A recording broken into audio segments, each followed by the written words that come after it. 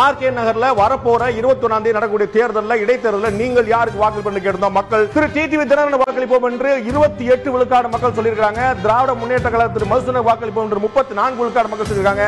அனைத்து இந்திய திராவிட முன்னேற்ற கழக வாக்காளர் திரு மருதுகணேசன் திமுக மருதுகணேசன் 34 விழுக்காடு மக்களும் அதிமுக திரு மதுசூதனனுக்கு வாக்களிப்போம் என்று 35 விழுக்காடு மக்கள் சொல்லியிருக்காங்க. ரொம்ப ஆச்சரியமான விஷயம் தான். இதுல நம்முடைய கருத்து கணிப்புல நம்ம 3 பேருக்கு கடுமையான போட்டி இருக்கும். அதுல அதிமுக ஸ்லைட் எட்ஜ் எடுப்பாங்க. 2ஆம் இடம் திராவிட முன்னேற்ற கழகத்துக்கு கிடைக்கும். திரு டிடிவி தினகரன் 3வது இடத்துல இருப்பார் அப்படின்னு நம்முடைய கருத்து கணிப்பு முடிவுகள் சொல்லியிருந்தா அது பொய்யா இருக்கிறத நம்ம பார்க்கிறோம். 19 சுற்றுகள் முடிவில் இருக்கக்கூடிய சூழ்நிலையில் ஆர்கே நகர் எம்எல்ஏவாக தேர்வு செய்யப்பட்டிருக்கின்றார் தினகரன். ஒவ்வொரு சுற்றிலும் ஏறத்தாழ 50% வாக்குகள் வித்தியாசத்தில் முன்னிலையில் இருந்த டிடிவி தினகரன் இறுதி சுற்று எண்ணிக்கையின்படி 89,013 வாக்குகள் பெற்று வெற்றி பெற்றார். தேனி மக்கள் திமுகவிற்கு 32 முதல் 38% ஆதரவை தெரிவிக்கின்றார்கள்.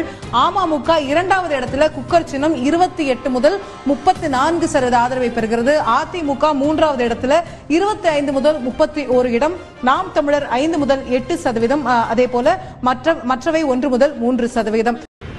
கருத்து கணிப்புங்கிறது உண்மையை நான் வரவேற்கிறேன். ஏன்னா இதே மாதிரி கருத்து கணிப்பு தான் அவங்க ஆர்கே நகரில் சொன்னப்ப எங்கள் தொண்டர்கள், அம்மா மக்கள் முன்னேற்ற கழக தொண்டர்கள்